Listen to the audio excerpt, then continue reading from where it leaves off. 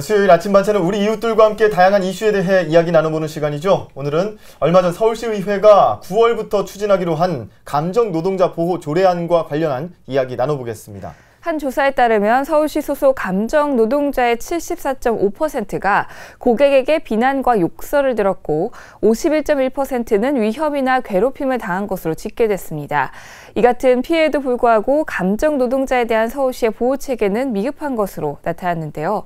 고객의 폭력으로부터 보호받을 수 있는 장치나 제도가 직장 내에 있다고 응답한 감정 노동자는 55.5%에 불과했고 고객에게 폭력을 당하지 않도록 조치하는 경우도 56.8%에 그쳤습니다.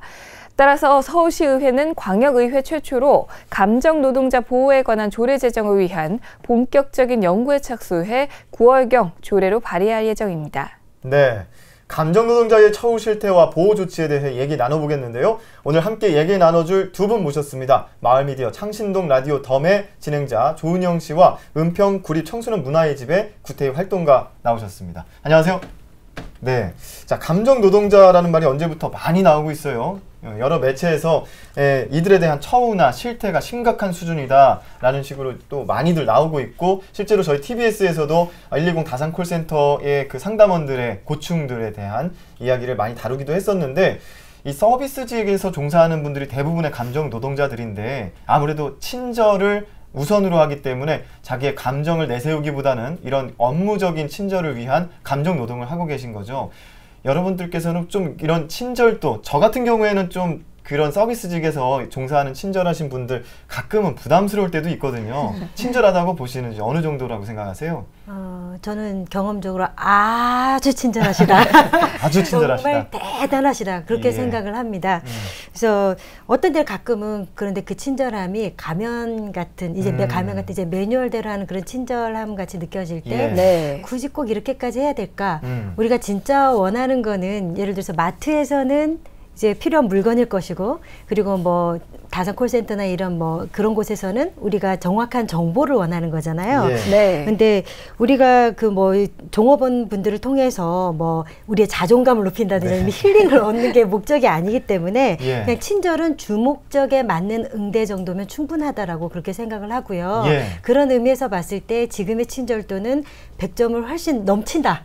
네, 그렇게 말씀드리고 싶습니다. 네. 제가 근데 보통 이렇게 상담 전화를 하면 고백을 받는 경우들이 있어요. 사랑합니다 고객님 이러면서 저희 사랑 고백을 하시더라고요. 그건 좀 과도하다는 생각도 들기도 하는데, 구태희 씨는 어떻게 생각하세요? 저도 지나치게 이 친절을 강요하거나 또는 이제 이렇게 얘기하실 때 좀 부담스럽긴 해요. 저도 특히나 왜 쇼핑하러 가면 뭐 지나치게 이렇게 너무 이렇게 극을 해주시니까 너무 힘들기도 하고요, 때로는.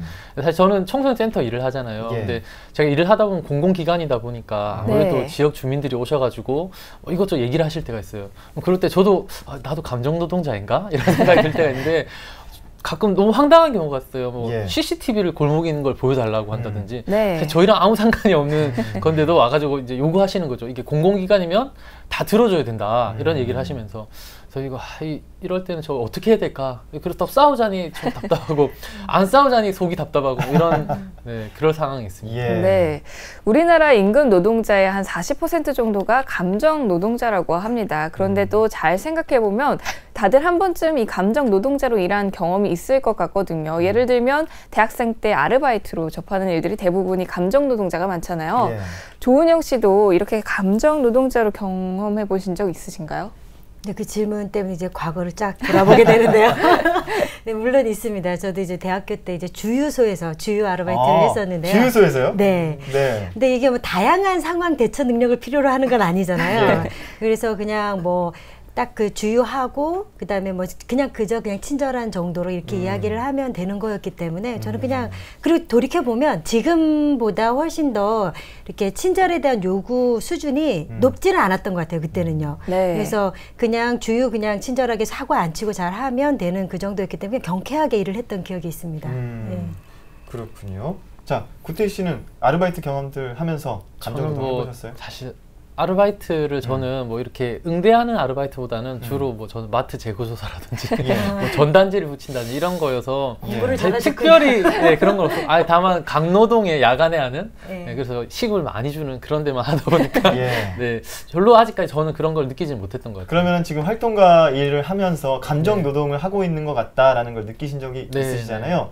어떤 것들로 좀 스트레스를 받던가요?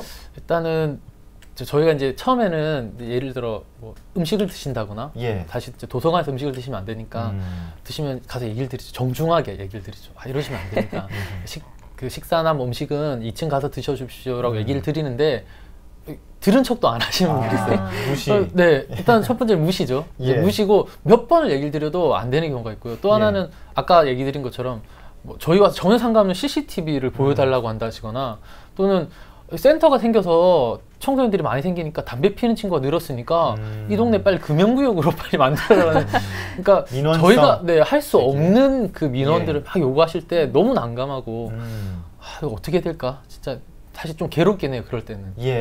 자, 이렇게 감정 노동을 하면서 괴로운 감정 노동자들 지금 스트레스를 어떤 걸로 가장 많이 받는지 저희가 그 통계 자료가 있거든요. 한번 보면서 이야기를 나눠보죠.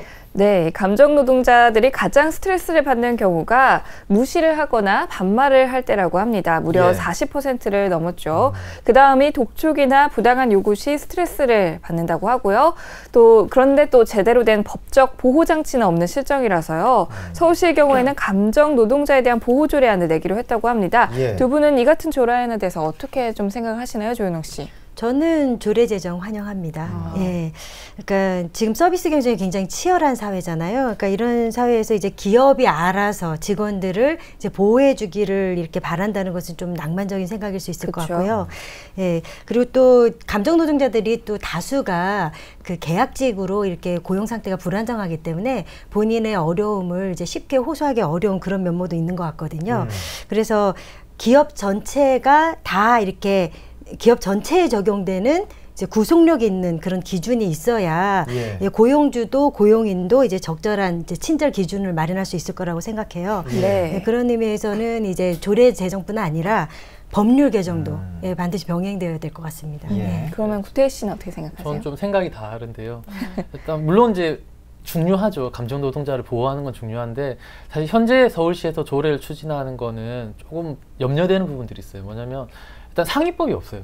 이 노동법이나 근로기준법과 관련해서 상위법이 없기 때문에 과연 얼마만큼 효과적으로 감정 노동자들을 보호할 수 있을 것인가 라는 생각이 하나 들고요. 또 하나는 그 요즘 뭐 번아웃 증후군이라는 것이 되게 유행을 하죠. 뭐 다들 소진을 해가지고 이제 힘들어하는 것들인데 직장인들이 어떤 기사를 보니까 한 85%의 직장인들이 번아웃 증후군에는 시달린다고 하더라고요. 이런 상황에서 이 감정 노동자들만 딱 한정해서 이 법안을 만든다. 그럼 나머지 노동자들은 어떡하나? 라는 생각이 들기 때문에 조금 염려되는 부분들이 있습니다. 그렇다면 지금 염려되는 부분에 대해서 어찌됐든 서울시 의회에서는 조례로서 한번 이 문제를 해결해 보겠다라는 접근이 있고 더 나아가면은 조은영 씨 말씀처럼 법률적으로 국회에서도 또 한번 다뤄줄 수가 있겠죠. 구태희 씨가 보시기에는 법적 구속력이나 강제력 어느 정도 필요하다고 보시나요? 이 법적 구속력, 강제력을 사실 있으면 사람들이 지키기도 하겠지만 또 저는 좀 다른 생각이기도 한데요. 뭐 예를 들어 그 얼마 전에 백화점 모녀 사건 이런 게 있었죠. 그런 거 볼 때 어떤 부당한 일들을 그런 직원들에게 했지만 이 VVIP가 왔을 때 과연 그 회사들이 그 모녀들에게 과연 법적 강제력을 요구할 것인가 좀 생각이 다르거든요. 그리고 또 하나는 뭐 이번에 뭐 땅콩 회항이라는 그런 비행기의 회항 사건도 있었죠. 그때도 마찬가지였는데 그 사무장이 결국은 미국의 재판장까지 갔다라는 거죠. 한국에서 해결하기 힘들다라고 생각을 한 것 같아요. 이제 그런 걸 봤을 때 과연 이게 법적 구속력이 있다고 해서 해결할 수 있을까라는 생각이 들기도 하고요. 한편으로 사실은 이런 갑을관계가 너무도 이제 만연한 것 같아요. 저희 사회에서. 사실 저희들도 마찬가지잖아요. 어느 순간에는 갑을이 되기도 하고 뭐 계속 왔다 갔다 하는데요. 너무 경쟁과 승자 독식 이런 사회에서 저희가 생존만 요구하다 보니까 그게 더 강해지는 것 같은데 아까 얘기하신 것처럼 뭐 거기서 즐기시는 거죠. 갑이 되어가지고. 그래서 조금 강한 법적 강제력보다는 사실은 이제 어떤 환경들을 만들어 나가는 장치들이 좀 필요하지 않을까라는 생각을 하고 있습니다. 네, 이렇게 보호 조례안을 내기로 하기 전에 이미 서울시에서는 120 다산콜센터의 악성 민원인에 대해 성희롱의 경우에는 원스트라이크 아웃 제도, 그러니까 폭언, 욕설, 업무방해, 거짓 신고는 삼진 아웃제를 적용하기로 했는데요. 그래서 13명을 벌써 각각 고소를 했다고 합니다. 이후 악성 민원이 92%나 감소를 했고요. 고소한 사람 가운데 400만 원의 벌금, 성폭력 치료, 사회봉사 명령, 소년보호 처분 등 유죄 판결을 받은 사람이 또 18명에 이릅니다. 이 정도의 처벌 수위에 대해서는 좀 어떻게 보십니까, 조은영 씨? 저는 이제 구체적인 처벌 규정은 사실 잘 모르겠어요. 그런데 이제 저의 생각은 어쨌든 감정 노동자도 일반 시민이기 때문에 동일하게 보호되어야 된다. 그래서 사실 저도 그 기사를 보고서 이렇게 자료를 찾아봤더니, 그러니까 성폭력 처벌법 13조에 그러니까 전화 등의 통신 매체를 이용한 음란 행위는 2년 이하의 징역 또는 500만 원 이하의 벌금에 처한다는 규정이 있더라고요. 그러니까 아마 그 규정에 의해서 처벌을 받으신 게 아닐까 싶어요.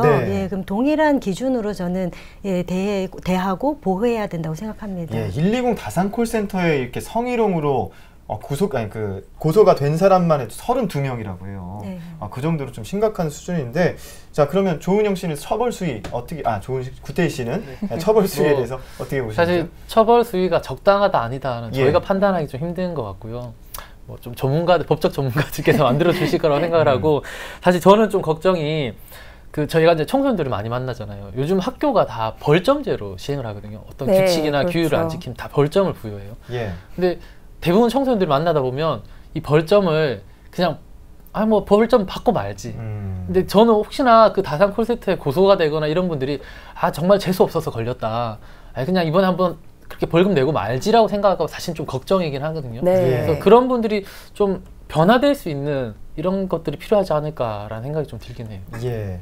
또 하나의 문제가 산업재해로 볼 것이냐, 과연 감정노동으로 인한 피해를, 실제로 감정노동자의 경우에서 그 감정적인 부분이기 때문에 이를 잣대로 잰다는 게 상당히 애매할 수가 있습니다. 그리고 그렇기 때문에 상당수가 우울증에 시달리고 고통을 호소해도 산업재해로 평가를 받기가 쉽지가 않은데요. 두 분의 감정노동자에 대한 평가, 그 산업재해에 대한 기준 어떻게 생각하시는지 조은영 씨부터. 저는 경험적으로 봤을 때, 우리 주변 사람들 이야기를 들었을 때 산업재해가 맞다고 봐요. 다수의 경우 그런 것 같습니다. 근데 물론 감정적인 거라 정확한 기준을 이제 만들기가 굉장히 어렵 올 수 있다 이렇게 생각은 하거든요.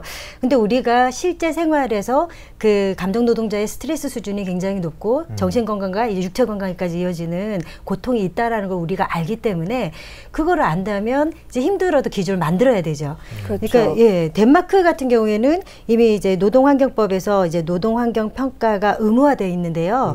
거기에 이제 평가 항목에 아주 구체적으로 이제 나눠진 항목 중에 심리적 그 스트레스에 대한 내용까지도 포함이 돼 있더라고요. 그러니까 객관적 기준 마련이 쉽진 않더라도 이미 이제 선행된 연구들이 있으니 우리도 빨리 발빠르게 움직여서 이제 기준들을 만들어야 되겠다라고 생각해요.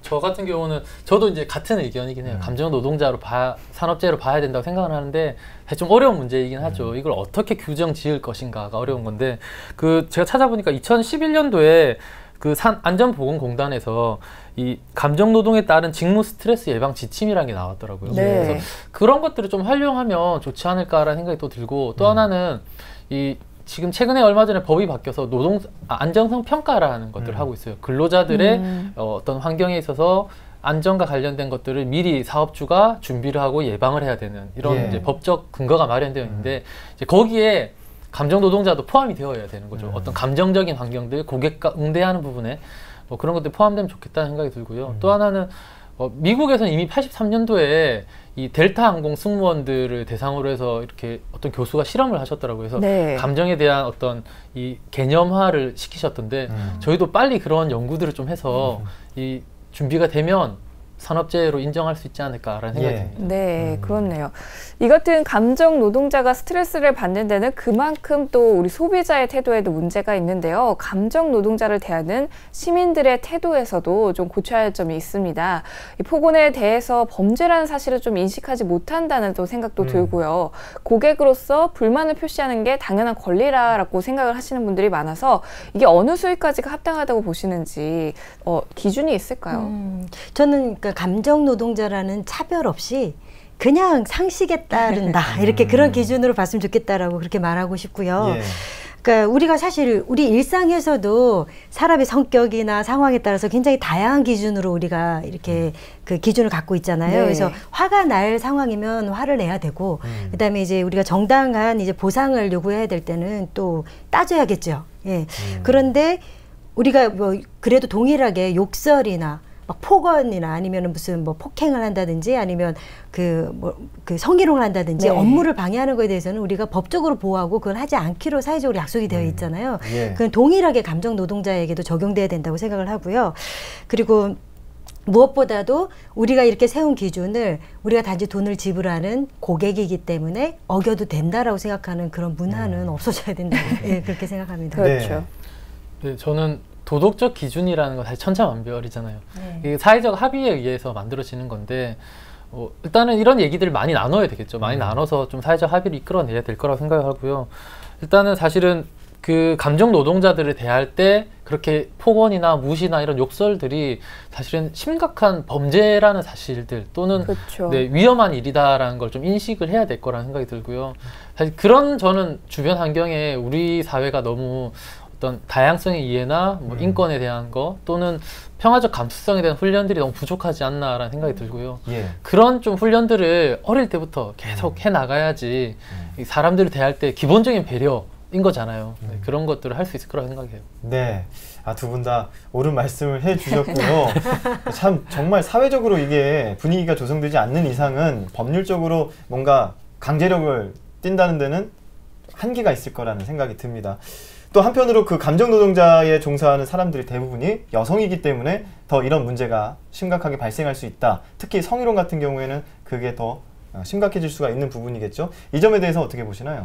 저는 명백하다고 그렇게 생각하는데요. 그러니까 제 지인 중에 이제 텔레마케터로 한 2년 정도 일을 하신 분이 있는데 그분이 남성분이세요. 근데 이제 동료 여성분들은 일상적으로 그러니까 이제 폭언이나 아니면 성희롱의 경험을 갖고 계시더라고요. 근데 이분은 한 번도 2년 동안 한 번도 그런 경험을 안 하셨다고 그렇게 이야기를 하시면서 물론 남성이라는 이유 이외에 다른 요인이 작용했을 수도 있지만 이분 스스로도 이거는 이제 남성과 여성에 대한 차별이라고 그렇게 해석을 하시더라고요.